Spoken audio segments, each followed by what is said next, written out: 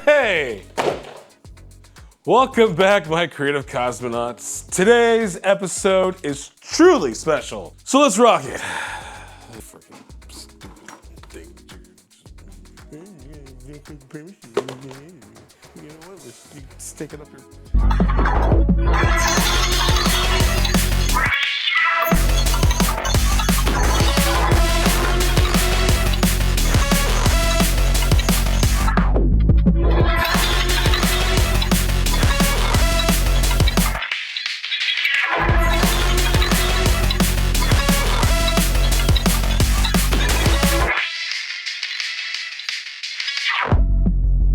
Before we get started, leave a like and a comment down below. Don't forget to subscribe if you haven't already, and push that notification bell for all the cool new episodes that drop on every Thursday. Jackie's Kitchen, fan film reactions, and the Cosmo Show. Last 2 episodes, I've had the pleasure of sitting down with just a few major key elements to Fonco Studios. The studio is such a well-oiled machine with tons of departments and wicked talented people. But the glue that holds it all together, the Mo Capitan of this amazing galaxy starship. The Zordon, the Optimus Prime. The 5th lion that forms the head. Spock, are you out of your Vulcan mind? Fon Davis. I can say that better. Fon Davis. Fon Davis. Fon Davis. Fon Davis. Yum. Fon Davis is a man of many talents. Not just the CEO of Fonco Studios, he's a visual storyteller, director, producer, designer, and a Stan Winston school teacher.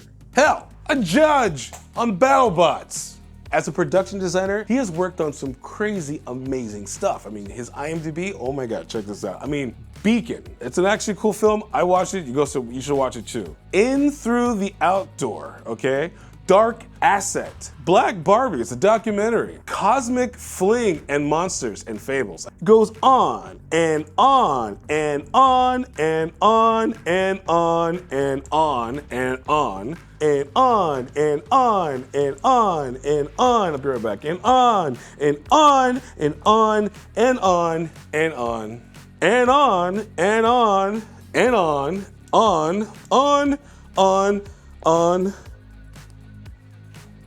and on and on and on and on. Oh my God, that's like 3 decades. Woo! He also did some visual effects for a few things like The Mandalorian, Godzilla, King of Monsters, Interstellar, Guardians of the Galaxy, The Island, Star Wars Episode 1 through 3, The Matrix, Galaxy Quest, Mars Attacks. I mean, this man has worked with some amazing talented people and learned from some of the greatest in the industry. To me, he is very inspirational, such an amazing person just to be around. And now, at Fonco Studios, he's molding the best. Before we dive into this interview with Fon Davis, it's time for Comic Book of the Day, and please, stick around after the interview for some important information from the Cosmo Network. I should have closed out with a courage like, oh, what's going on? I don't know. My toupee is on wrong. Can you imagine what Christopher Walken was like on Star Trek? It's like, damage report. Wow, shoot the Klingon. Wow, Klingon. Reminds me of a story I'll get into with word metaphors. Version of their 20th anniversary, Boom Studios, which is one of my favorite publishing companies. They are putting out some amazing titles right now. They're putting out 20 of their most iconic and best series. They're reprinting them in these completed collections, and it's priced, get this, at $19.99, making it really accessible. Get the whole collection there for 20 bucks. Like, that's an amazing initiative. Especially if you're a comic book fan and you don't know where to start, you could just like grab these collections and you get the whole story there for, once again, $20. I love initiatives like this. And here is what's slated to come out. Let's get into it. In January, Deep State came out. In February, it is Ronin Island and Jonesy. March, Bone Parish. April, which is my birthday month, is going to be Joyride as well as Slam. For May, it's going to be Hit as well as Avant-Garde, and for June, it's going to be Black Badge as well as Heavy Final. July, Zombie Tales. August, Damon. September is going to be Clive Barker's Next Testament as well as The Backstagers. In October, it's going to be The Red Mother as well as Hero Squared. November, it's going to be Two Guns and Ghosted in LA. And finally, in December, it's gonna be The Traveler and Misfit City. There's so much to say in one video. Thank you for hanging in there. 20 great titles, definitely check it out. I have not read a lot of these titles, so this is really exciting for me as well. For $19.99, get a whole collection right there. I'm really excited. Comment down below what you're most excited to check out for the 20 for 20 initiative for Boom Studios. Thank you so much for watching. This video has been brought to you by Boom Studios, and I'll see you later. Fon Davis, how you doing, man? Good. It's great to see you. We've known each other for a very long time. Yes, well over a decade. I've seen your evolution of what you've done to not just this place, but your career. I met you before I moved to LA. First party I went to, I saw you and Elliot that night. That was my first night that I officially lived in LA, by the way.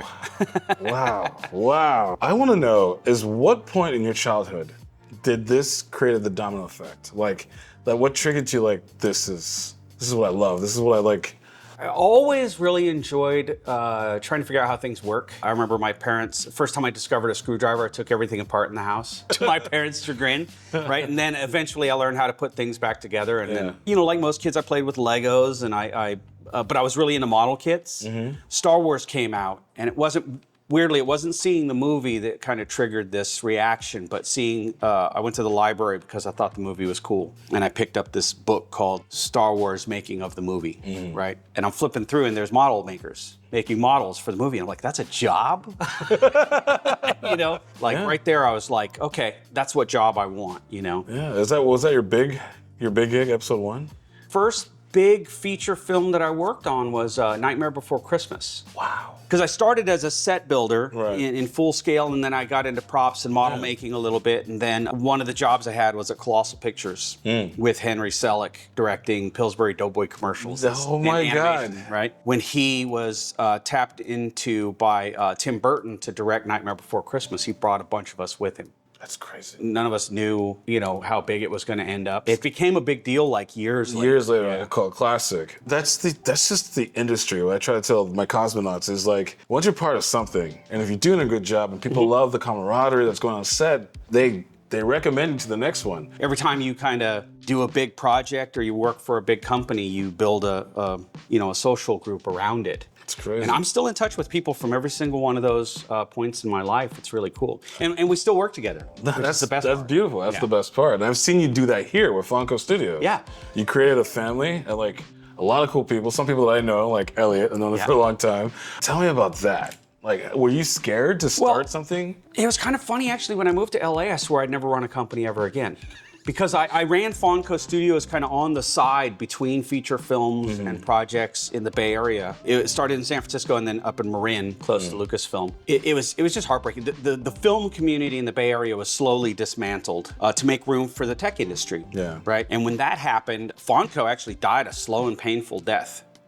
And so I was like, I never want to do that again. It's like losing a child almost. You know, you work so hard to build this thing up. And I got a job at New Deal Studios and moved to LA. I was like, this is the epicenter. This is where I have to be. After a year at New Deal, they decided to fold their physical operation. And when that happened, of course, I lost my office, but they were very gracious. You know, they really helped, like, welcome me to Los Angeles, and they let me store all my gear at New Deal. So when they shut down their physical location, I rented space in the building we're in now. And it was just this rogue group of stunt, fight choreography people. Yeah. And I rented just enough room for an art department and a shop from them. And it was just a stopgap. It was just until I could figure out what I'm doing. Get your feet wet, get back on your feet. And then when they went out of business, I was like, I'm not ready to move out of the space. I put in a proposal and I took over the building, and then that's when Fonco Studios launched. Looks good on you. Yeah, thank you. It looks good on you. Thank you, yeah.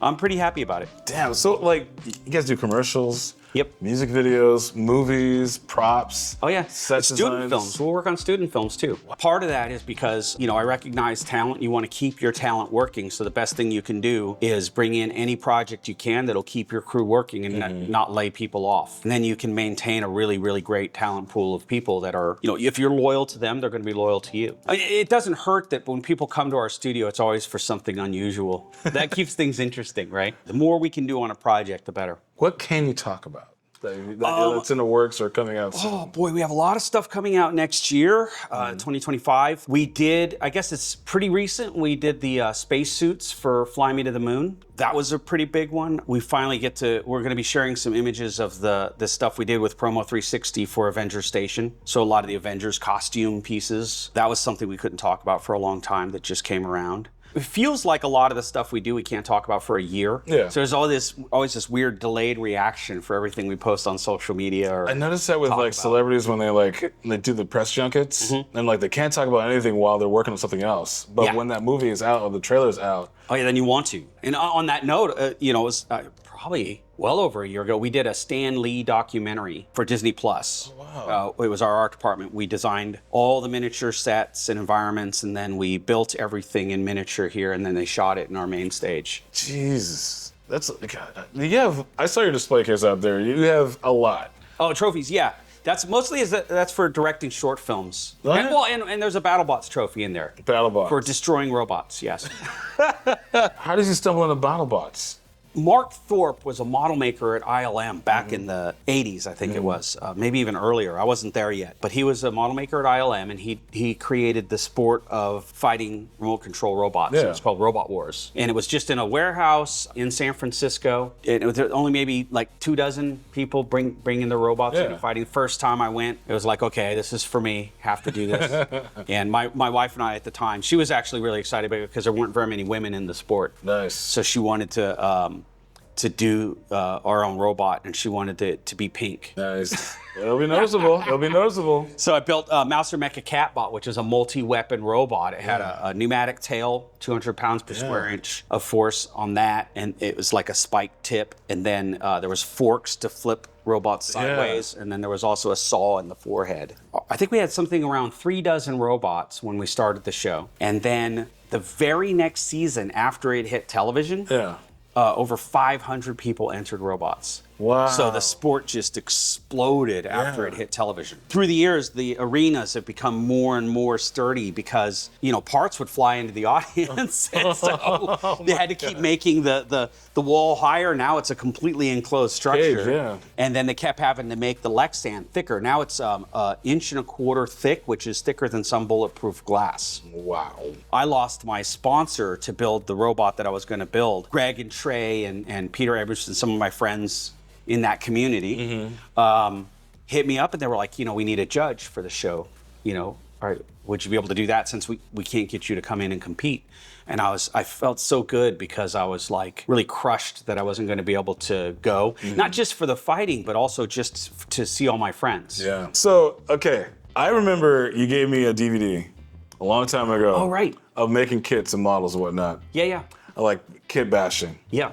And I heard you might be doing something with Stan Winston? Yeah, so we just did a course that is hitting the Stan Winston School now. It's on its third part of, I think, 7 parts. It's one of the most comprehensive, lengthy classes they've ever produced. It took us 2 years to shoot it, and it's focused on technology-driven fabrication. Okay. So modern model making strategies. We built an animatronic octopus and a 87 scale, like HO scale container ship that the octopus is attacking. Oh, wow. Utilizing CNCs, 3D printing, laser cutting, vinyl cutting, like all the technology-driven fabrication. We really tried to actually, on this one, it was interesting because we actually tried not to use any traditional techniques. There's still some in there, like fiberglassing and painting, of course. But for the most part, we really leaned into technology so people can see what the process is for using technology to fabricate something, which is absolutely the future. 3D printers are becoming higher quality, but they have now high-resolution machines that could print in full color. I've seen one. My last guest, Catfish, he had one as him as a Ghostbuster. Yeah.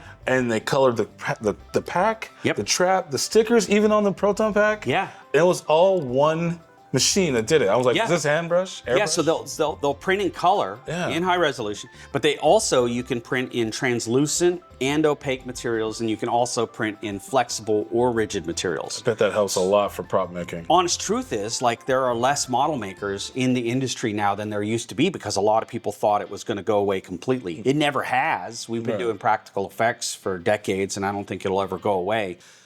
You've upgraded and adapted and like just kept on. It's constantly evolving. Like this was an open area before. Yeah, this is more practical for a standing set. So this is our bar. We have a wooden counter because we do Western shoots here. And so we have a wooden counter and dressing to turn it into a Western saloon. Right now it's got our dive bar dressing. All the walls are wild so they can fly in or out based on where the camera needs to be. But for the most part, they call it a standing set.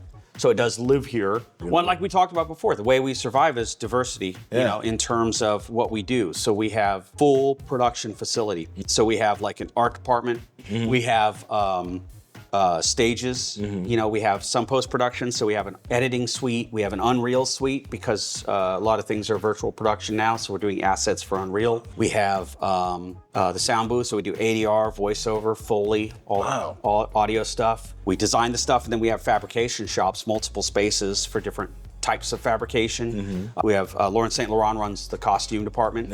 And then we have all our own stage equipment so we could shoot things. So sometimes we'll do a full production, but most of the time I call Fonco Studios an a la carte studio, meaning a company can come in or an individual can come in and they have their favorite people they like to work with. We fill in all the blanks. Anyone's covered. Yeah. Exactly. So people at home, if you're interested with production, to make a movie or film or whatnot, where do they go to? Fonco Studios? It's foncostudios.com. And then we're on social media if you want to see some of the crazy stuff we're doing. I'm at Fon H. Davis, and then we have at Fonco Studios on all platforms. Well, Fon, this has been a blast. This has been a real blast, and I'm happy. Thank you for your time. Oh, well, thank you for coming. I know you're busy. Yeah, it's always good to see you. It's fun to share all this exciting stuff we're doing here at the studio. Yeah. And if there's anything else in the future or whatever, like we come, and if you need somebody to shoot behind the scenes for Fonco, let us know. Right on. We got you. Yeah. Thank you so much. Thank you. Until we meet again. Yes. Bada bing. Hopefully soon. Hopefully soon. Thank you so much, Fon, for your time. Fon, for your time. Thanks for a fun time, Fon. It's absolute honor to have you on the show. Please go check out his IMDb. I'm not kidding you. There's some gems in there. Check them out. Watch them. Let me know that you guys are watching. Tell me which one your favorite one. Maybe I'll do a review on it. Who knows? For Patreon. Head over to Fonco Studios on YouTube and check out his amazing content. He's got educational videos, lessons, and tips on movie stuff. So please head over and tell him you're a Cosmonaut. Say hi and learn some stuff. Also, go check out the Stan Winston School to check out some of his new courses too.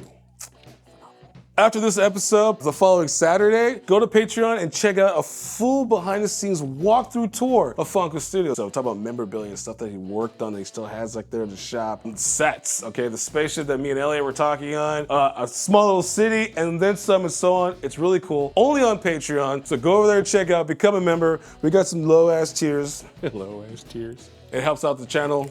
Please do it. Guys, I will be at WonderCon next month hosting a panel on Friday, okay, for Ghost Corps, Starlight Foundation, and Jason Reitman, little Ghostbuster stuff like that, all right? More info on that as we get closer. I'm so very excited and honored. I would love to see you guys there. I'll give you guys more info. Please come and check it out. It's a panel, beautiful things at WonderCon. Awesome. And in April, Jackie and I will be at Level Up Expo in Las Vegas, boothing it up with some con-exclusive Cosmo Network merch. I can't tell you what it is.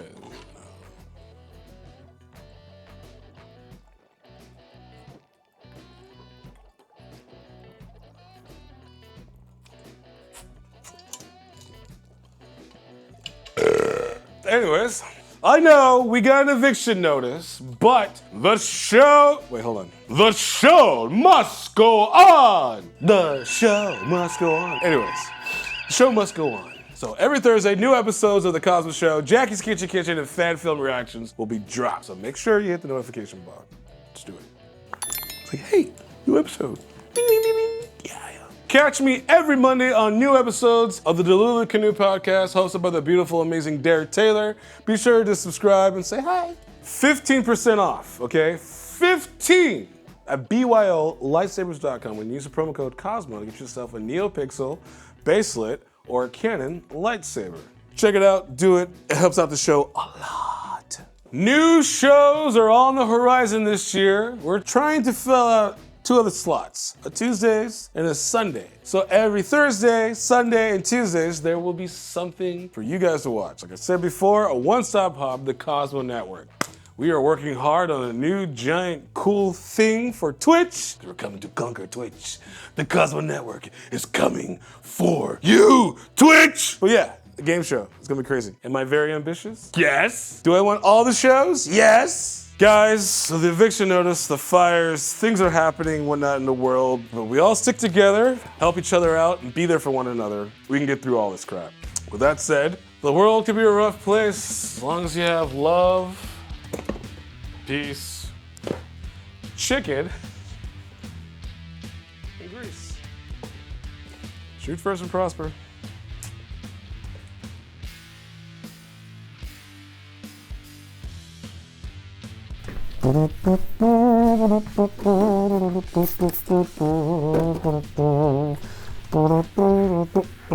Oh, hey, you guys still here? The episode's over. I mean, you can tune in every other Thursday for a new episode of the Cosmo Show. I guess in the meantime, you can check on these boxes, see some more content. Ooh, how did that get up there? Ooh. Yeah.